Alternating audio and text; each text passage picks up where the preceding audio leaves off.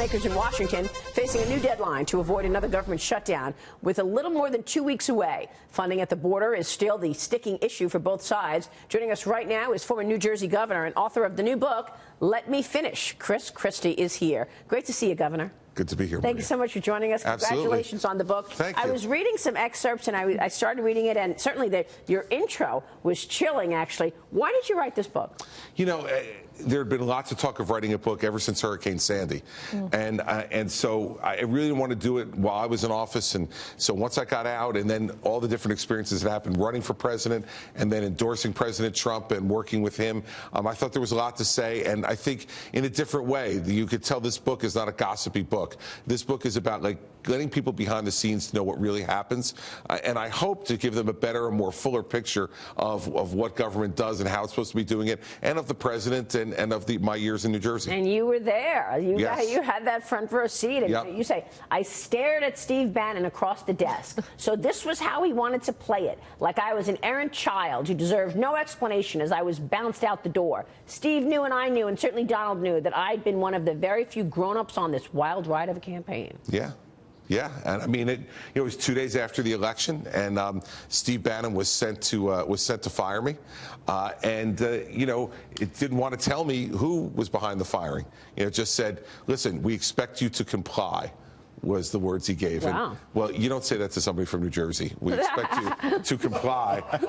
And so I just said to him, fine, I'll go downstairs and just tell all the reporters down in the lobby that you did it. It was your decision, and good luck with your phone blowing up today. Totally blindsided? Totally blindsided. I had just gotten done, Maria, running the second post-election transition meeting.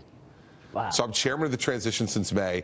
I just got done running the second one of those meetings post-election. And Steve just tapped me on the shoulder as I was leaving the conference room on the 25th floor at Trump Tower and said, hey, can you come down to 14? And a couple of things we need to talk about. Sure. So I walked in the room. We sat down. He said, we're making some changes, and I wanted to keep you up to date. And I said, all right, what changes are we making? He goes, you're out. Wow.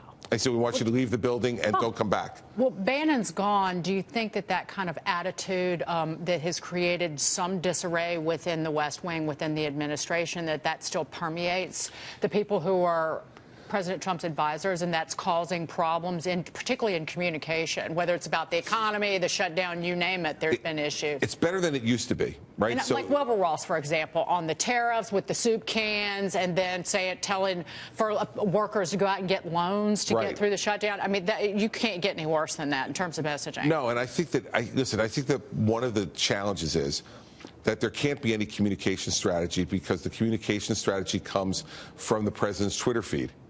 And so you may be the communications director, like Bill Shine is now over at the White House. Right. And he may lay out a whole week of plans of what he wants to do.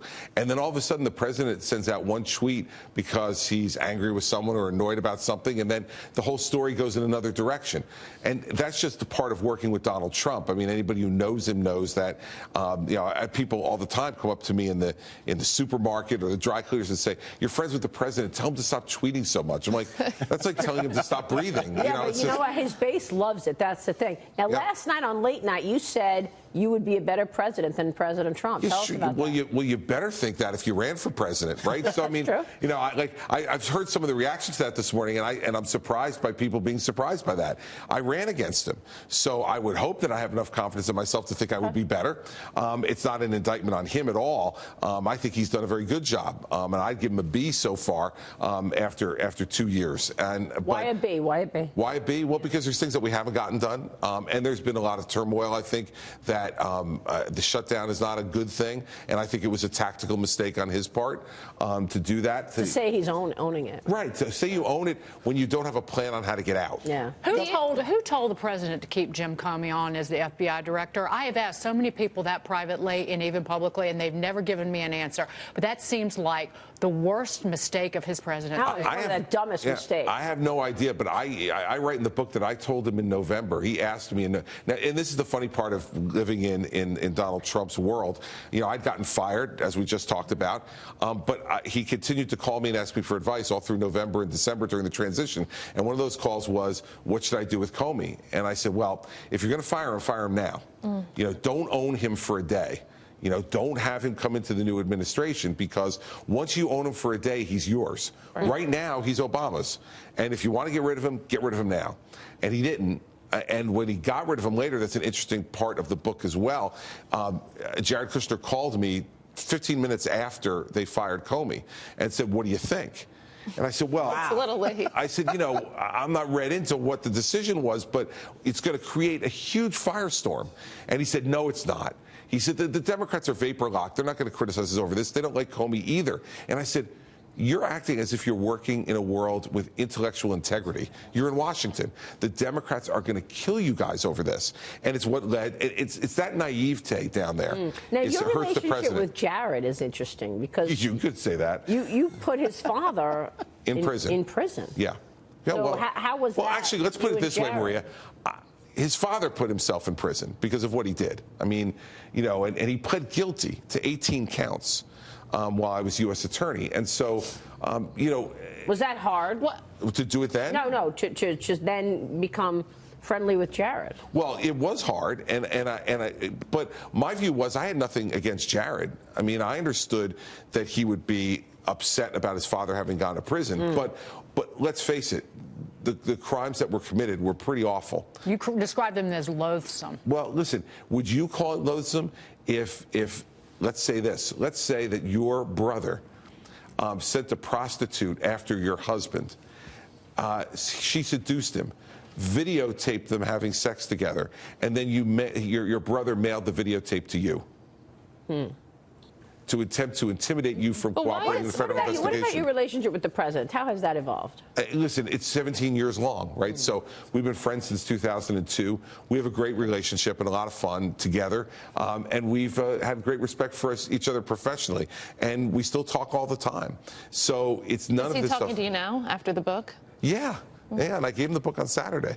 So the president, because if you read the book is very positive about the president. Yeah, we've been reading it. And about his tenure. Yeah. And so I think, listen, he knows the stories in there about Jared are true. And I understand that Jared's, you know, upset about his father having gone to jail now 14 years ago. But it's 14 years ago. But you're still writing about it. Well, I'm writing about it because it became an issue, because Steve Bannon told me Jared Kushner's the guy who got you fired. And Steve described that day ancient bitterness. And he's been after you from the minute you got here. So it's a part of the story because he made it a part of the story. For me, I was there to help my friend Donald Trump. I knew. But he called you to check on the Comey stuff, right? I mean, so after they fired him, yeah. Well, listen, that's the interesting thing about the book, Maria. If you go through it. This entire time, I'm being called and consulted and talked to, while on a parallel track, there's a plot going on to make sure that if Donald wins, I'm going to get knocked off. Wow. So, you know, I mean, that's a little duplicitous, I think. When we come back, my mother would like me to tell you that you're the reason that Mitt Romney lost the election in 2012 because of the hug, because of the superstorm Sandy. A lot of people never forgave you for that hug. If I raise your name to my parents, that's what they bring up. Well, let me tell you something. I'm happy to look right into the camera and talk to your mother about the hug. And in the book, you got to talk to all of us about the hug. What, about the hug that never happened? We saw you hug. No, you did not see me hug, and I will prove to you that you did not see me hug.